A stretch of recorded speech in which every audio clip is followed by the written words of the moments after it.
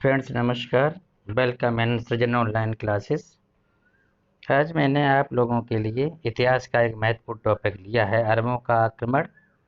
उसके बाद महमूद गजनवी का आक्रमण, मोहम्मद गौरी और गुलाम वंश। इतना इस वीडियो में कवर करेंगे। और इस वीडियो को बनाते समय हमने सभी बैक ईयर के पेपरों का विश्लेषण किया और आगामी परीक्षाओं में कौन से प्रश्न आ सकते हैं, इसको हमारी टीम ने बहुत ही अच्छी तरीके से और परीक्षा के बदलते पैटर्न को ध्यान में रखते हुए सभी पॉइंटों को सम्मिलित किया है। इस वीडियो को देखने के बाद आप लोग किसी अन्य वीडियो की ज़रूरत नहीं पड़ेगी, जिसके कारण आपके सभी प्रश्न इसी वीडियो से हमें मिलेंगे, आप लोगों को मिलेंगे। अब चलते हैं हम आपको अरब आक्रमण की तरफ। फ्रेंड्स, भारत पर मुस्लिमों में जिसका सर्वप्रथम आक्रमण हुआ वे अरबी थे।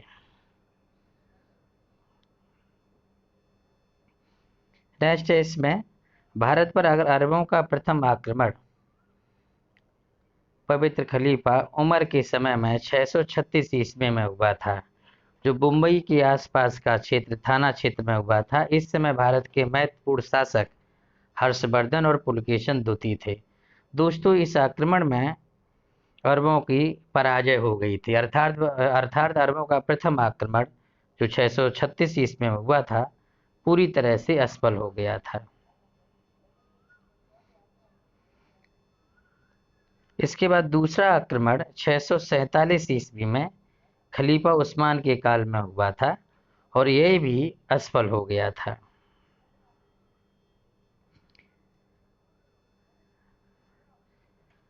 मोहम्मद बिन कासिम का आक्रमण 712। भारत के सिंध क्षेत्र पर मोहम्मद बिन कासिम के नेतृत्व में अरबों का यह आक्रमण हुआ। इस आक्रमण की जो जानकारी हमें चचनामा नामक किताब से मिलती है और एक दूसरी किताब है तारीख़ सिंध या मासूम सिंध। इस किताब के लेखक हैं मीर मोहम्मद मासूम। से जानकारी मिलती है कि अरबों ने भारत पर 712 ईस्वी में आक्रमण किया था। अरबों का जो तीसरा आक्रमण था मोहम्मद बिन कासिम के नेतृत्व में जो हुआ था, यह आक्रमण इराकी गवर्नर मंसूर हज्जाज के आदेश पर हुआ था।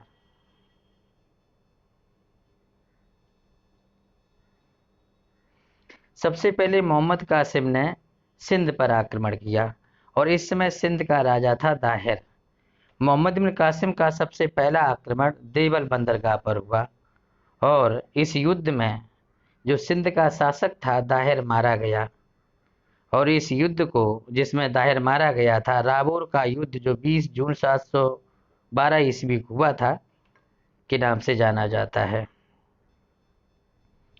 फ्रेंड्स, इसके बाद एक और महत्वपूर्ण युद्ध हुआ था ब्रह्मणाबाद में।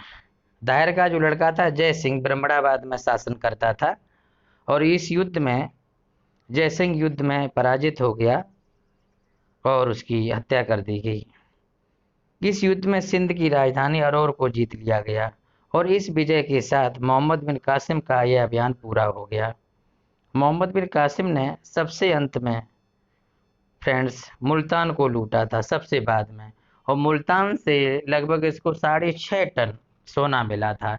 यानी कि मुल्तान से इसको बहुत अधिक सोना मिलने के कारण इसने मुल्तान का नाम बदलकर स्वर्णनगर रख दिया था। ये कालांतर में ये बहुत सारी परीक्षा में आ चुका है कि मुल्तान का नाम स्वर्णनगर किसने कर दिया था।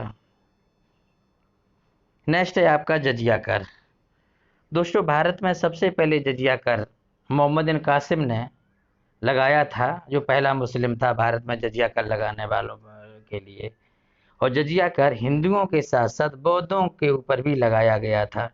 जजिया कर हिंदुओं में सभी वर्गों पर नहीं लगाया गया था, इसमें कुछ लोग छोड़ दिए गए थे, जिसमें ब्राह्मण हैं, महिलाएं हैं, बच्चे, अपाहिज, साधु, सन्यासी और भिखारी।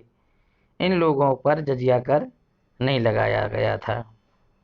कालांतर में दोस्तों जब तुगलक वंश का एक शासक है जिसे फिरोज शाह तुगलक कहते हैं, और फिरोज शाह तुगलक को दिल्ली सल्तनत का अकबर भी कहते हैं, तो दोस्तों फिरोज शाह तुगलक एक पहला मुस्लिम शासक था जिसने 1376 ईस्वी में ब्राह्मणों पर भी जजिया कर लगा दिया था। बाद में अकबर ने इसे 1564 ईस्वी में जजिया कर को समाप्त कर दिया। अकबर के बाद में शासन आता है, वैसे जहांगीर का था, शाहजहां का आया, फिर इसको औरंगजेब ने 1689 ईस्वी में एक बार फिर लगा दिया। जजिया कर को अंतिम रूप से हटाने वाला मुगल सम्राट था 1720 का ये मोहम्मद शाह रंगीला था। यानी कि 1720 में मोहम्मद शाह रंगीला ने जजिया कर को पूरी तरह से समाप्त कर दिया। अर्थात मोहम्मद शाह रंगीला के बाद में पर किसी ने भी भारत में हिंदुओं पर जजिया कर नहीं लगाया है। दोस्तों, एक और यहाँ से बहुत महत्वपूर्ण प्रश्न आता है कि नादिर शाह ने 1739 में जब भारत पर आक्रमण किया तो यहाँ का सम्राट कौन था? तो वो है आपका मोहम्मद शाह रंगीला। यहाँ से एक प्रश्न और आता है कि शाहजहां ने मयूर सिंहासन का निर्माण किया था, यानी जिस पर मंगोल सम्राट बैठा करता था। तो प्रश्न आ जाता है कि मयूर सिंहासन पर बैठने वाला अंतिम मुगल सम्राट कौन था? और वो दोस्तों मोहम्मद शाह रंगीला ही था, क्योंकि मोहम्मद शाह रंगीला के ही काल में नादिर शाह ने भारत पर 1747 में आक्रमण किया था और नादिर शाह यहाँ से मयूर सिंहासन और कोहिनूर हीरा ले गया था। अतः मोहम्मद शाह रंगीला मयूर सिंहासन पर बैठने वाला अंतिम मुगल सम्राट था। इसके बाद आता है आपका भारत पर अरब आक्रमण का क्या प्रभाव रहा। सबसे पहले तो हम देखते हैं कि जब अरबों ने भारत पर आक्रमण किया तो यहाँ के बहुत सारे क्षेत्रों को अपने नियंत्रण में ले लिया और कुछ नए नगरों की स्थापना की। ये नए नगर इस प्रकार हैं। सबसे पहला है मंसूरा, जो कराची के नाम से जाना जाता है। आधुनिक में इसे कराची के नाम से जानते हैं। अगर प्रश्न आ जाए कि कराची का पूर्व नाम क्या है, तो मंसूरा। और कराची की स्थापना किसने की? अरबों ने। इसी प्रकार दूसरा नगर है महफूजा, यानी कि इसे आधुनिक वर्तमान समय में इसे हैदराबाद एवं सिंध कहते हैं। और अरब आक्रमण के दौरान बहुत सारे विद्वान भारत भ्रमण हुए थे, भारत घूमने के लिए आए थे, यानी कि भारत भ्रमण हेतु आए थे। उनमें से 2 अरब यात्री बहुत ज़्यादा फेमस है। एक है सुलेमान और दूसरा है अल मसूदी, काफ़ी महत्वपूर्ण है। इसमें सुलेमान 9वीं शताब्दी में भारत में आया और इस समय यहाँ का जो शासक था प्रत्यार वंश का शासक था मिहिर भोज। सुलेमान ने मिहिर भोज को अरबों का शत्रु कहा है। सुलेमान ने मिहिर भोज को अरबों का शत्रु कहा है। अरबों का शत्रु, बहुत इंपॉर्टेंट प्रश्न है ये कि सुलेमान ने किस भारतीय शासक को अरबों का घोर शत्रु कहा है? तो वो मिहिर भोज को अरबों का शत्रु कहा है। दूसरा महत्वपूर्ण अरब यात्री था अल मसूदी, जो भारत में 10वीं शताब्दी ईस्वी में आया था और ये प्रत्यार वंश का शासक मैपाल था। अरबों ने भारतीय अंक पद्धति दशमलव प्रणाली भारत से सीखी थी, इसलिए भारतीय अंक पद्धति को अरबों ने इसे हिंदसा कहकर पुकारा है। और यूनानियों ने अरबों से सीखी है, इसलिए यूनानियों ने इसे अरेबिक न्यूमरल्स कहा है। ओके बच्चों, ये आपका मोहम्मद बिन कासिम महत्वपूर्ण आक्रमण आपका हो गया है। एक बार इसको हम क्वेश्चन पढ़ देते हैं। प्रश्न यहाँ से इस प्रकार से बनेंगे कि सबसे पहले अरबों ने भारत पे कब आक्रमण किया? 712 ईस्वी में। तो पहले 2 आक्रमण असफल हुए थे। तीसरा आक्रमण था मोहम्मद बिन कासिम के नेतृत्व में हुआ था 712 में, और मोहम्मद बिन कासिम ने ही भारत में मुस्लिम राज्य की स्थापना की थी और इसने सबसे पहले सिंध राज्य पे आक्रमण किया। सिंध की राजधानी थी अरौर और यहाँ का शासक था दाहिर। मोहम्मद बिन कासिम ने सिंध के अंतिम नगर मुल्तान को लूटा और यहाँ से बहुत ज़्यादा सोना मिला, तो इसने मुल्तान का नाम बदलकर स्वर्णनगर कर दिया। इस प्रकार के प्रश्न यहाँ से पूछे जाते हैं। अब हम अगला चलते हैं आपको तुर्कों का आक्रमण। तो महमूद गजनबी और मोहम्मद गोरी दोनों तुर्क थे। तो सबसे पहले हम जानकारी लेते हैं महमूद गजनबी के विषय में। दोस्तों, महमूद गजनबी ये गजनी से संबंधित है। तो सबसे पहले हम देखते हैं एक शासक था अल्पतगीन 963 ईस्वी में इसने गजनी में एक स्वतंत्र राज्य की स्थापना की थी और इसका उत्तराधिकारी हुआ है सुबुक्तगीन। 977 ईस्वी में ये अल्पतगीन का उत्तराधिकारी बना। ये शुरू में इसका नौकर था, बाद में दामाद बन गया, और जब अल्पतगीन की मृत्यु हो जाती है तो ये उसका उत्तराधिकारी घोषित होता है।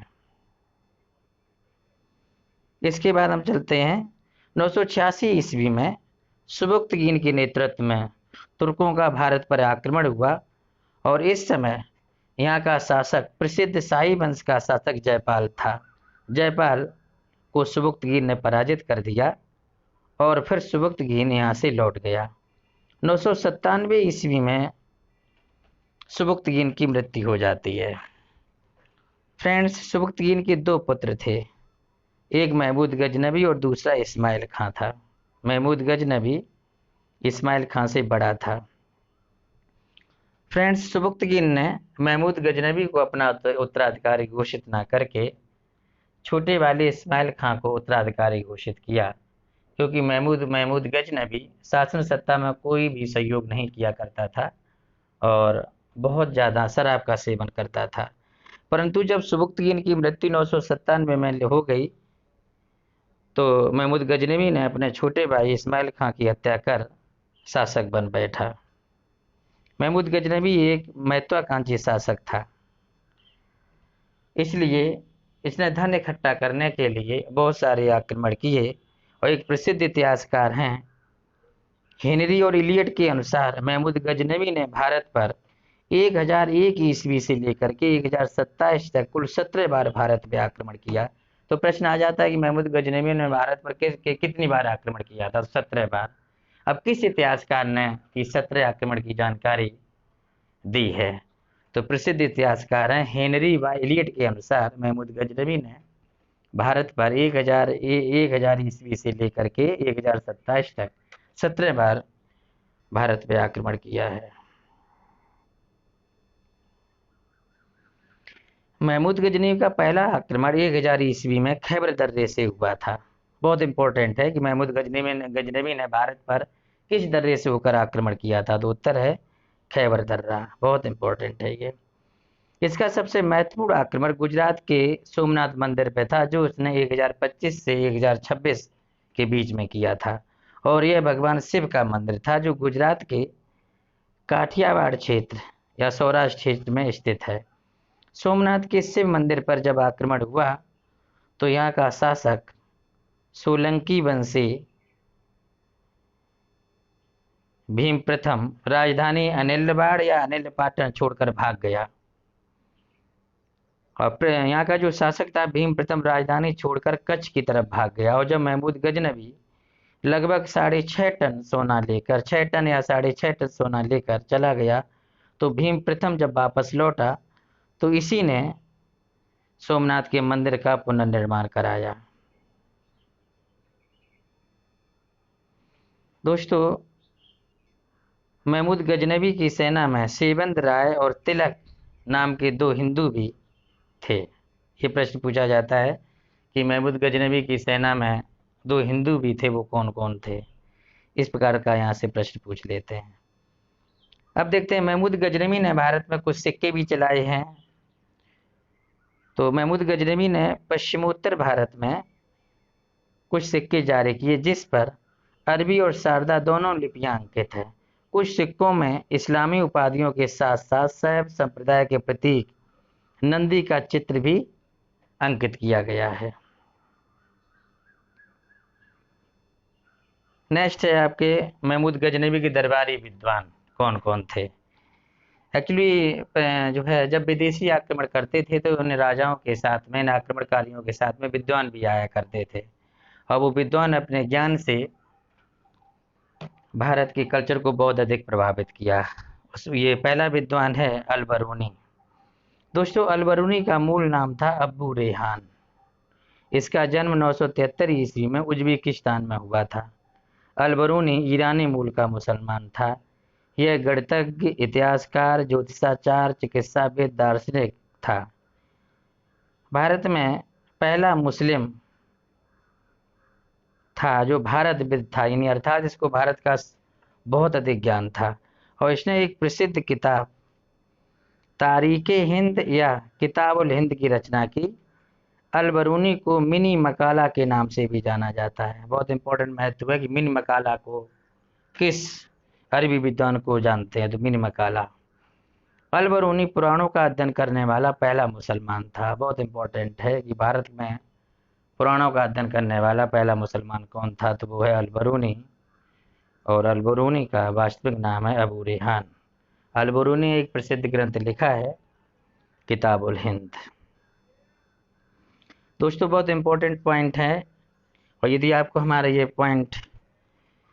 ये लेक्चर पसंद आ रहा है तो शेयर और लाइक ज़रूर करें, और हमें आप लोग बताएं कि किस टॉपिक पर, किस विषय पर आपको वीडियो चाहिए, तो उसी विषय पर हम आपको वीडियो दे सकें। तो कमेंट बॉक्स में ज़रूर इसका बारे में जानकारी दें। अब लोग हम चलते हैं उत्बी। कभी कभी सीधा प्रश्न पूछ लिया जाता है कि महमूद गजनबी का दरबारी इतिहासकार कौन था, तो वो उत्बी। दोस्तों उत्बी महमूद गजनबी का शाही इतिहासकार यानी कि दरबारी इतिहासकार था। इसकी एक प्रसिद्ध किताब है किताब उल यामनी। अब एक है फिरदौसी। एक प्रश्न आ जाता कि शाहनामा के लेखक कौन है, तो फिरदौसी हैं, और ये महमूद गजनबी का दरबारी इतिहासकार था, मतलब ये दरबार में रहने वाला ये विद्वान था। फिरदौसी को पूर्व का होमर भी कहते हैं। इसने एक प्रसिद्ध किताब शाहनामा भी लिखी है, और शाहनामा को अपन अफगानिस्तान का महाभारत कहते हैं। नेक्स्ट है दोस्तों, महमूद गजनबी की मृत्यु 1038 में गजनी में हो गई। अगला शासक है आपका मोहम्मद गौरी। मोहम्मद गौरी के भारत पे आक्रमण। तो दोस्तों गौरी का उदय गजनी की एक सामंत के रूप में हुआ था। मोहम्मद गौरी का प्रथम आक्रमण 1175 ईस्वी में मुल्तान पर हुआ था, जो इसने गोमल दर्रे से होकर, ये सही काट दो इसको, जो इसने गोमल दर्रे से होकर किया था। इन्हें अगर प्रश्न आ जाए कि मोहम्मद गौरी ने किस दर्रे से होकर भारत पर आक्रमण किया था, तो दोस्तों वो है गोमल दर्रा, जबकि महमूद गजनबी ने खैबर दर्रे से आक्रमण किया था। ये मुल्तान पर इस समय करमाथियों का शासन था, और मुस्लिमों के अनुसार करमाथी को विधर्मी मुसलमान माना जाता था। इस अभियान में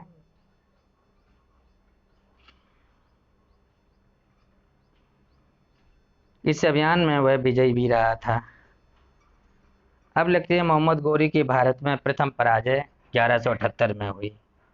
फ्रेंड्स, मोहम्मद गौरी ने राजस्थान के माउंट आबू पर्वत के समीप चालुक्य सोलंकी शासक ने से पराजित किया था, और इसका श्रेय मूल राजदूती को जाता है।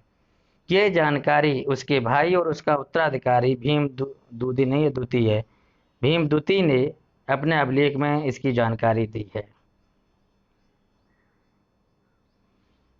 दोस्तों जब मोहम्मद गौरी की प्रथम पराजय 1178 में हुई, तो यहाँ का शासक कौन था, यानी पराजित करने वाला मोहम्मद गौरी को शासक कौन था, तो बहुत सारी किताबों में लिखा रहता है मूल राजदूती, और कहीं कहीं लिखा रहता है भीमदूती।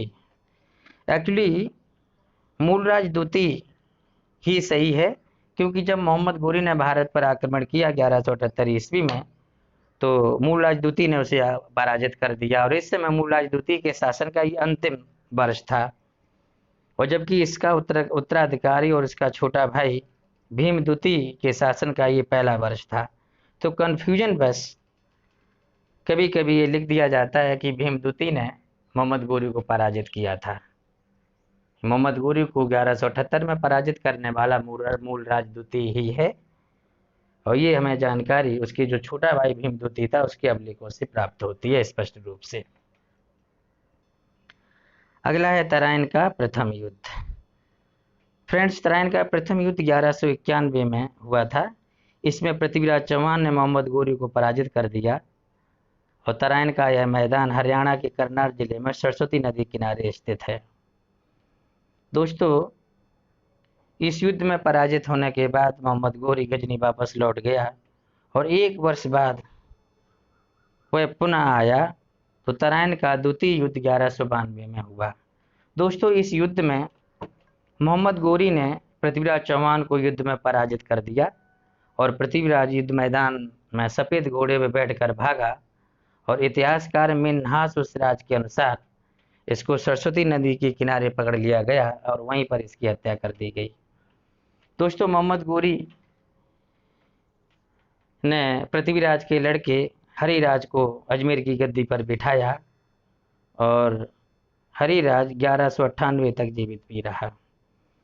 तो पृथ्वीराज चौहान का सेनापति खांडे राव था और पृथ्वीराज चौहान का दरबारी कवि चंद्रबरदाई था, जिसने पृथ्वीराज रासों ब्रज भाषा में लिखी है। कभी कभी आ जाता है कि पृथ्वीराज रासों चंद्रबरदाई ने किस भाषा में लिखी है, तो वो है ब्रज भाषा में। नेक्स्ट है आपका 1194 का चंदावर का युद्ध। कन्नौज के गढ़वाल नहीं है, गहड़वाल बंसी शासक जयचंद ने तराइन के युद्ध में मोहम्मद गोरी की सहायता की थी, परंतु मोहम्मद गोरी ने वादे के मुताबिक काम नहीं किया और जयचंद्र को भी युद्ध में पराजित कर दिया और मार दिया। उसके बाद में गोरी को मध्य एशिया में तुर्कों के साथ युद्ध करने के लिए गजनी वापस जाना पड़ा। अतः गौरी ने ये यहाँ पर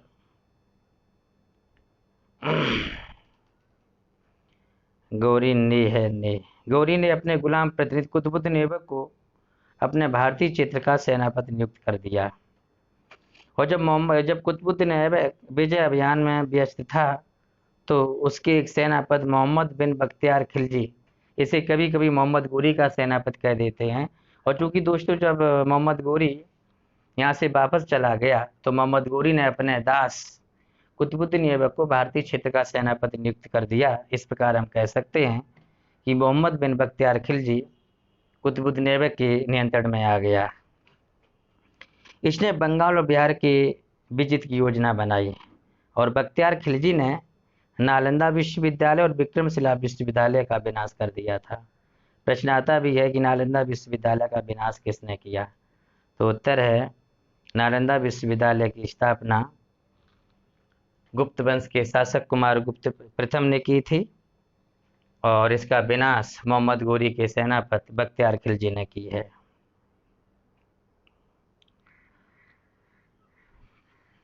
इसने बख्तियार खिलजी ने बिहार की राजधानी उदंतपुरी को लूटा और बहुत सारे बौद्ध व्यक्तियों को तलवार के घाट उतार दिया, जिसमें सैकड़ों बुद्ध विहारों को इसने नष्ट कर डाला। 1205 ईस्वी में मोहम्मद गोरी दोबारा भारत में आया, परंतु इस बार यह भारत में खोकर नामक समुदाय के साथ संघर्ष करते हुए 15 मार्च 1206 में सिंध नदी के किनारे दमयक नामक स्थान पर इसकी हत्या कर दी गई और फिर गौरी के शव को गजनी ले जाकर उसकी राजधानी में दफना दिया गया। तब लाहौर के तुर्क अधिकारियों ने कुतुबुद्दीन ऐबक को गौरी द्वारा जीते गए क्षेत्र का शासक नियुक्त कर दिया।